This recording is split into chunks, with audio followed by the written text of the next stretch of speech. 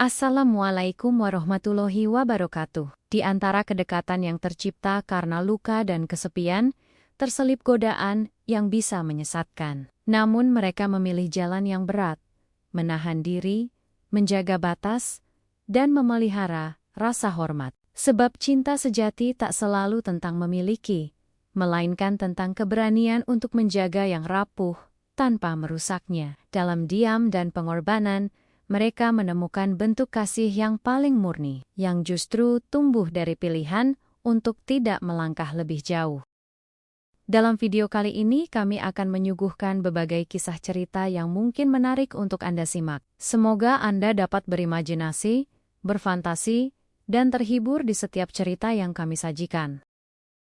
Pak Pramono duduk sendirian di ruang tamu, menggenggam cangkir kopi yang sudah dingin sejak tadi. Hujan turun deras di luar, seolah menggambarkan hatinya yang sedang gamang. Beberapa bulan terakhir hidupnya berubah drastis. Menantunya, Ratna, mengalami kecelakaan hebat saat perjalanan pulang dari kantor. Tulang pinggul dan kakinya rusak parah, membuatnya nyaris lumpuh. Ihsan, anak laki-lakinya, sibuk bekerja siang malam untuk menutupi biaya pengobatan Ratna yang tidak sedikit. Tak ada lagi waktu bagi Ihsan untuk merawat istrinya, maka Pak Pramono yang kini tinggal sendiri diminta untuk membantu di rumah. Pada awalnya, Pramono merasa asing. Dapur bukan tempat yang biasa ia kenal. Menyapu, mencuci pakaian, hingga mengganti spray terasa seperti dunia baru baginya. Tapi setiap ia melihat Ratna berbaring lemah di ranjang, wajahnya pucat dan tatapan kosong, hatinya luluh. Ratna adalah perempuan yang tabah. Walau tubuhnya nyaris tak berfungsi, ia selalu berusaha tersenyum setiap kali Pramono datang membantunya. Pramono belajar segalanya dari nol demi menantu yang dianggapnya seperti anak sendiri.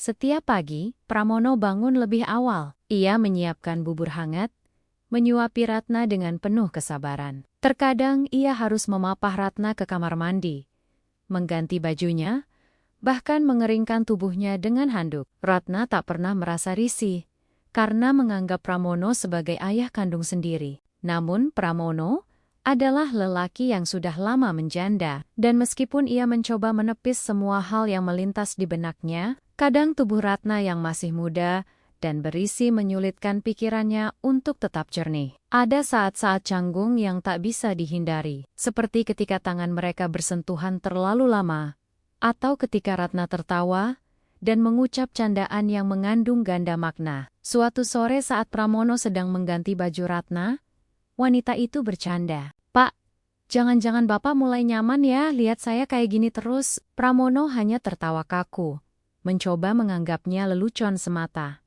Tapi di hatinya, ada sesuatu yang bergetar. Ia merasa bersalah, bahkan hanya karena memikirkannya. Namun, ia juga tahu, rasa kesepian itu nyata. Dan di tengah kebersamaan mereka yang semakin intens, muncul kedekatan yang sulit dijelaskan. Sebuah ikatan yang tidak seharusnya tumbuh, namun perlahan hadir karena waktu, ruang, dan keheningan yang menyatukan. Ratna kadang menangkap Pramono menatapnya lebih lama dari seharusnya, dan tak sekali dua kali ia pun mengalihkan pandangan. Di sudut-sudut sepi rumah itu, ada emosi yang tertahan, dan keduanya sama-sama tahu mereka sedang berjalan di tepi jurang yang berbahaya. Hari-hari berlalu dengan pola yang sama. Pagi diisi dengan rutinitas merawat Ratna, memasak bubur, mengganti pakaian, memijat lembut kaki Ratna, agar otot-ototnya tidak kaku. Siang hari Pramono menyapu halaman, mencuci piring, dan kadang menyempatkan diri membaca buku-buku tua yang sudah lama berdebu di rak ruang tengah. Tapi malam selalu terasa berat. Saat lampu-lampu padam dan suara-suara lenyap, kesunyian menjelma menjadi gema yang mengganggu benak. Pramono terbaring di ranjangnya, teringat tawa lirih Ratna, kulit halusnya saat disentuh oleh tangan tuanya, dan senyum manis yang meski tulus, terasa menggoda. Ia membenci dirinya sendiri, karena membiarkan imajinasi itu tumbuh, namun tak bisa menampiknya sepenuhnya. Pada suatu malam, Ratna memanggil dengan suara lirih dari kamarnya, "Pak, bisa bantu saya ke kamar mandi? Tadi saya kebelet, tapi nggak sempat manggil Ihsan. Pramono langsung bangun, mengenakan sarung, dan berjalan tergesa ke kamar Ratna. Ia membantu wanita itu duduk, lalu dengan penuh kehati-hatian mengangkat tubuh Ratna ke kursi roda. Di dalam kamar mandi, ia menunggu di balik pintu. Namun suara Ratna yang memanggil memaksanya masuk. "Pak, bisa bantu bersihin punggung saya? Sabunnya jatuh, dan saya nggak bisa nunduk." Dengan tangan gemetar, Pramono meraih sabun dan mulai mengusap punggung Ratna. Sentuhan itu dingin, tapi justru membakar pikirannya. Ia segera menyelesaikannya dan keluar dengan wajah memerah, tak berani menatap. Setelah kejadian itu, Pramono menjaga jarak. Walau Ratna tampak lebih ringan dan ceria, wanita itu bahkan mulai sering bercanda, sesekali melempar kalimat-kalimat yang menggoda. "Bapak nggak capek ya ngelayanin saya tiap hari? Kalau saya jadi istri Bapak, udah saya kasih bonus tiap malam," katanya sambil tertawa kecil. Pramono ikut tertawa, meski tawanya hambar dan gugup. "Ratna, kamu tuh anakku. Ngaco kamu," ucap Pak Pramono. Tapi nada suaranya tidak setegas biasanya. Ratna pun hanya tersenyum simpul, seolah sadar ucapannya mulai memasuki wilayah yang rawan. Ihsan sendiri semakin jarang di rumah. Ia sering pulang di atas tengah malam, bahkan kadang menginap di kantor. Pramono bisa melihat kelelahan di wajah anaknya, namun juga merasa kesepian yang tak bertepi. Dalam benaknya ia bertanya-tanya, apakah yang dilakukannya sekarang masih dalam batas kasih sayang seorang ayah mertua, atau sudah berubah menjadi sesuatu yang lebih egois dan rapuh? Ratna yang dulu hanya sosok perempuan yang dinikahi anaknya, kini terasa seperti bagian dari hidupnya sendiri, yang setiap hari disentuh, dirawat, diperhatikan, dan diam-diam diinginkan. Puncaknya terjadi di sore yang lengang, saat Ratna baru selesai dimandikan dan duduk di ranjang dengan handuk membalut tubuhnya. "Pak, bantu ambilin baju di lemari dong, yang warna biru," katanya dengan lembut. Saat Pramono kembali dan membantu memakaikannya, tangan mereka bersentuhan. Pandangan mereka bertemu, dan keheningan itu terasa sangat lama. Ratna tak mengelak. Ia pun hanya terdiam, membiarkan Pramono menyentuh lengan dan pundaknya. Detik itu semuanya seolah berhenti, dan Pramono sadar, satu langkah lagi, ia akan jatuh pada jurang yang tak bisa ia kembalikan. Pramono menarik napas panjang, dan perlahan menjauh dari Ratna.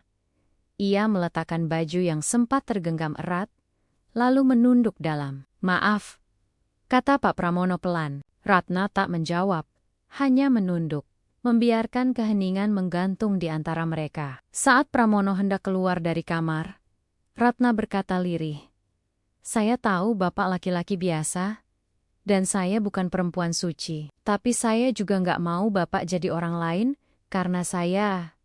Kalimat itu menghantam batin Pramono. Ada kejujuran dalam kata-kata Ratna yang membuatnya semakin tercekam. Ia sadar bukan hanya tubuh Ratna yang rapuh, tapi juga jiwanya. Mungkin keduanya sedang saling mencari pelarian. Dari sepi, dari beban hidup, dari luka yang tak pernah sepenuhnya sembuh. Hari-hari berikutnya, mereka lebih diam, lebih berhati-hati. Tak ada lagi candaan gombal dari Ratna, tak ada lagi sentuhan lama saat mengganti pakaian. Pramono berusaha menjaga jarak, tapi tak bisa menghindar dari tugasnya. Ia tetap memasak, tetap membersihkan, tetap memandikan Ratna saat tak ada pilihan lain. Dan setiap kali itu terjadi, ia seperti harus berperang dengan dirinya sendiri. Antara hasrat yang terus menyala diam-diam dan tekad untuk menjaga kehormatan. Ia merasa seperti seorang pendosa yang memilih menunda kesalahan, bukan menolaknya sepenuhnya. Suatu malam Pramono duduk termenung di beranda belakang. Angin dingin menyapu rambut-rambut putih di kepalanya. Ia menatap langit, seolah mencari jawab dari kekacauan batin yang tak kunjung reda. "Ya Allah, aku cuma ingin menjaga keluargaku, tapi kenapa rasanya seperti aku malah mengkhianati semuanya?" Ia menahan tangisnya, meremas tangan sendiri. Bukan karena lemah, tapi karena tahu, tak semua cinta itu murni, dan tak semua kedekatan itu benar. Terkadang ketulusan bisa berubah bentuk menjadi sesuatu yang menyesatkan jika tak dijaga. Sementara itu, Ratna juga gelisah. Ia tahu batas itu pernah hampir mereka langgar. Ia tahu dalam diamnya, Pramono memendam sesuatu. Tapi yang lebih menyakitkan, ia tahu dirinya juga menikmati perhatian itu. Dalam tubuh yang lumpuh dan hati yang sunyi, kehadiran Pramono adalah pelipur. Seseorang yang tak hanya menyuapi, tapi juga mendengar keluh kesahnya. Seseorang yang menatap matanya dengan rasa peduli, bukan sekadar kasihan. Tapi itu juga membuatnya takut. Karena rasa nyaman bisa berubah jadi candu, dan candu itu bisa menghancurkan apa yang tersisa dari martabat mereka. Suatu sore Ratna berkata saat mereka duduk bersama menonton berita, "Pak, kalau saya sembuh nanti, Bapak jangan kemana-mana ya. Bapak tetap bisa tinggal di sini." Pramono menoleh dan menatap Ratna lekat-lekat. "Aku tinggal bukan karena aku nggak punya tempat, Nak, tapi karena aku merasa aku dibutuhkan." Ratna pun hanya mengangguk, dan ada air bening yang menggenang di matanya. "Iya, Pak, saya butuh Bapak. Tapi saya juga nggak mau Bapak kehilangan diri sendiri karena saya." Kalimat itu kembali menusuk, menegaskan bahwa cinta bukan sekadar rasa, tapi pilihan untuk tetap waras di tengah godaan. Sejak malam itu, suasana di rumah kembali berubah. Bukan menjadi dingin, tapi lebih tenang, lebih penuh kesadaran. Ratna dan Pramono sama-sama menjaga sikap. Mereka mulai berbicara lebih banyak tentang hal-hal di luar diri mereka. Tentang masa lalu, kenangan bersama almarhumah istri Pramono, masa kecil Ihsan, hingga tentang masa depan. Pramono bercerita bagaimana dulu ia sempat ingin membuka warung kecil setelah pensiun, tapi tak pernah kesampaian karena harus mengurus banyak hal. Ratna mendengarkan dengan seksama, dan kadang matanya berkaca-kaca saat menyadari betapa dalam sebenarnya kesepian Pramono selama ini. Di sisi lain, Ratna juga mulai menunjukkan perkembangan. Terapinya mulai menunjukkan hasil. Ia kini bisa menggerakkan jari-jarinya perlahan. Bahkan sudah mulai belajar duduk sendiri tanpa bantuan. Pramono merasa lega, sekaligus bangga. Ia menyaksikan sendiri perjuangan Ratna hari demi hari, dari yang hanya bisa berbaring tak berdaya, hingga kini mulai menatap harapan. Tapi ia juga sadar, semakin Ratna pulih, semakin besar peluang dirinya kehilangan alasan untuk selalu ada di sampingnya. Dan anehnya, itu membuatnya takut. Ia takut kehilangan peran, takut kembali sendirian, kembali ke rumahnya yang sunyi, dan hanya ditemani suara jam dinding. Suatu hari Ihsan pulang lebih awal dari biasanya. Ia membawa makanan kesukaan Ratna. Dan wajahnya tampak lelah tapi bahagia. "Kamu kelihatan lebih segar," katanya sambil mencium kening Ratna. Ratna pun tersenyum, lalu melirik Pramono yang sedang membereskan piring di dapur. "Kalau bukan karena Bapak, aku mungkin udah nyerah." Ihsan menatap ayahnya dengan mata berkaca. "Terima kasih ya, Pak. Aku nggak tahu harus gimana kalau Bapak nggak ada." Pramono hanya mengangguk dan pura-pura sibuk dengan piring, berusaha menyembunyikan haru yang mendesak keluar. Namun, tak semua bisa disembunyikan selamanya. Malam itu ketika Pramono hendak masuk ke kamarnya, ia melihat pintu kamar Ratna sedikit terbuka. Ratna duduk sendiri di kursi roda, menatap gelap. "Pak, bisa minta tolong sebentar?" Pramono pun mendekat. "Ada apa, Nak?" Ratna menarik napas, lalu berkata, "Saya pernah hampir membiarkan Bapak berbuat salah. Dan saya juga salah, karena membiarkannya terjadi. Tapi saya ingin Bapak tahu, yang saya rasakan waktu itu bukan cuma hal bodoh. Saya merasa aman, dan itu langka." Pramono hanya terdiam. Kata-kata itu membekas, lebih tajam dari semua hal yang pernah diucapkan Ratna sebelumnya. Dengan suara bergetar, Pramono menjawab, "Aku juga merasa dekat denganmu, tapi itu tidak cukup untuk membuatnya benar." Ia duduk di pinggir ranjang, menatap lantai. "Aku sudah terlalu lama hidup sendiri, tapi bukan berarti aku boleh menyentuh apa yang bukan hakku." Ratna pun hanya menunduk. Tak ada air mata, tak ada tangisan, hanya keheningan dua orang dewasa yang mengakui luka dan keinginan mereka, lalu memilih diam sebagai bentuk penghormatan terakhir terhadap batas yang hampir mereka langgar. Waktu terus berjalan, hari-hari di rumah itu kembali diwarnai keheningan yang nyaman. Ratna kini sudah mampu berjalan dengan alat bantu dan mulai mengikuti terapi di luar rumah. Pramono tetap mendampinginya, namun kini lebih sering hanya mengantar dan menunggu di luar ruangan. Perlahan, peran yang dulu begitu melekat padanya mulai berkurang. Ratna mulai bisa mengurus dirinya sendiri, ia kembali lebih sering berdandan, mengenakan pakaian yang cerah, dan semangatnya tumbuh hari demi hari. Pramono bahagia melihat itu. Meski di hatinya ada kekosongan yang sulit dihindari, seperti seorang ayah yang harus melepas anaknya menikah. Tahu itu benar, tapi tetap terasa seperti kehilangan. Suatu sore setelah terapi, mereka duduk di taman rumah sakit. Angin semilir meniup rambut Ratna, yang kini dikuncir sederhana. "Pak, kalau nanti saya bisa benar-benar sembuh, saya pengen ajak Bapak liburan. Kita ke tempat Bapak dulu sering pergi sama Ibu." Pramono tak menyangka, Ratna masih mengingat cerita-ceritanya tentang istrinya dulu. "Kamu masih ingat ya?" Ratna pun tersenyum. "Saya ingat semuanya, Pak. Termasuk saat Bapak bilang, dulu Ibu selalu duduk di bangku paling ujung waktu kalian naik bus." Mereka tertawa kecil. Tapi di balik tawa itu, ada air mata yang tak mereka jatuhkan. Ihsan pun mulai lebih sering di rumah. Kini ia tak lagi menginap di kantor dan memilih menyelesaikan pekerjaan di rumah setiap malam. Hubungan mereka perlahan membaik, bahkan terasa lebih hangat dari sebelumnya. Ia juga mulai menyadari betapa besar peran ayahnya selama ini. Beberapa kali ia mencoba menyatakan rasa terima kasihnya, namun Pramono selalu merespons dengan kalimat sederhana, "Sudah kewajibanku sebagai orang tua." Namun di balik kesederhanaan itu, ada cinta dan pengorbanan yang tak pernah ia pamerkan. Ia hanya ingin Ratna sembuh, dan keluarganya tetap utuh. Tapi pada suatu malam, ketika Ratna dan Ihsan pergi ke rumah teman untuk acara kecil, Pramono duduk sendiri di ruang tengah. Ia melihat sekeliling sofa, tempat ia biasa menyuapi Ratna, selimut kecil yang dulu ia gunakan untuk menyelimuti Ratna di kursi roda, bahkan sepatu rumah Ratna yang masih tertata di sudut ruangan. Semua itu membawanya kembali ke masa-masa di mana keintiman dan kedekatan hampir membuatnya tersesat. Ia tersenyum getir, "Syukurlah, aku nggak melangkah lebih jauh." Bukan karena ia tak ingin, tapi karena ia tahu, cinta sejati adalah ketika seseorang memilih untuk menahan diri demi kebaikan orang lain. Beberapa minggu kemudian, Ratna benar-benar pulih.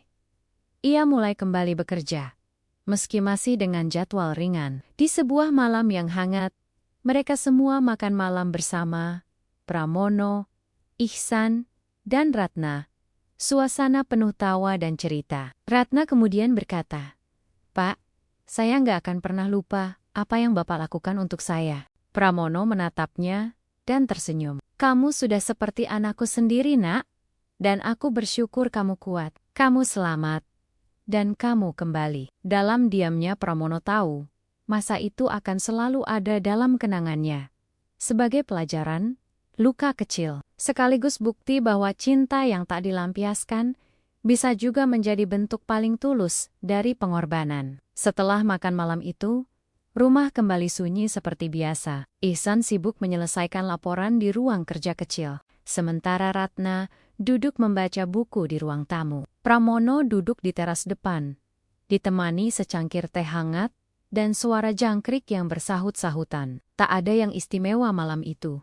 Namun di dalam hatinya, Pramono merasakan ketenangan yang sudah lama tidak ia rasakan. Seperti beban yang perlahan-lahan terangkat. Ia tahu hari-hari sebagai perawat Ratna telah selesai. Tapi yang tersisa bukan hanya kenangan akan tubuh yang ia bantu bersihkan, atau candaan yang dulu terasa menggoda, melainkan pelajaran tentang bagaimana manusia diuji oleh perasaan yang datang tanpa diminta. Di hari Minggu berikutnya, Ratna mengajak Pramono berjalan pagi di taman dekat rumah. Ia kini sudah bisa berjalan perlahan tanpa alat bantu.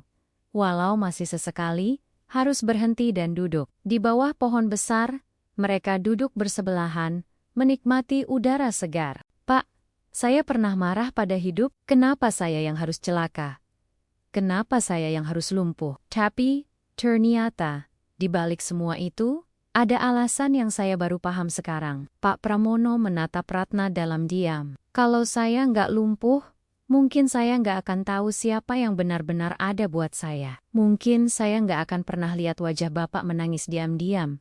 Atau tangan Bapak gemetar waktu suapi saya. Saya bersyukur bisa tahu bahwa cinta itu nggak selalu soal hubungan suami istri. Tapi bisa juga tentang keberanian menahan diri dan ketulusan menjaga yang rapuh." Kalimat itu membuat Pramono menunduk. Matanya berkaca-kaca, tapi tak ada air mata yang jatuh. Ia hanya bisa tersenyum, lalu mengangguk pelan. "Kamu juga ngajarin aku, Nak. Ngajarin aku untuk kembali melihat makna jadi manusia. Kadang kita bisa jatuh bukan karena lemah, tapi karena terlalu lama sendiri." Ratna menggenggam tangan Pramono. Genggaman yang hangat, bersih, dan tidak menyimpan niat apa-apa. Hanya sebuah rasa hormat dan kasih yang tumbuh dari luka dan sembuh bersama waktu. Tidak ada lagi godaan. Tidak ada lagi batas yang nyaris dilanggar. Yang tersisa hanyalah rasa syukur. Karena mereka berdua masih memilih jalan yang benar. Beberapa bulan kemudian, Pramono memutuskan pindah kembali ke rumah lamanya. Ia merasa waktunya untuk memberi ruang bagi keluarga Ihsan. Mereka sudah cukup kuat. Dan saatnya, Pramono melanjutkan hidupnya sendiri. Namun setiap minggu, Ratna dan Ihsan selalu datang mengunjunginya. Mereka membawa makanan, bercerita, dan sesekali menginap untuk menemani malamnya. Hubungan mereka menjadi lebih utuh, lebih sehat, dan penuh kehangatan tanpa prasangka. Dan di ujung cerita ini, tersimpan hikmah yang dalam, bahwa manusia diuji bukan hanya saat jatuh, tapi justru saat diberi kedekatan dan kekuasaan yang bisa disalahgunakan. Pramono dan Ratna memilih untuk tidak menyerah pada keinginan sesaat. Mereka melawan sepi, melawan diri sendiri. Dan dari sana mereka menemukan bentuk cinta yang paling jujur, bukan untuk memiliki, tapi untuk menjaga. Kadang itulah bentuk cinta paling murni yang bisa dimiliki manusia. Terima kasih telah menyaksikan video ini. Jangan lupa untuk like, komen, dan subscribe. Sampai jumpa di video selanjutnya. Wassalamualaikum warahmatullahi wabarakatuh.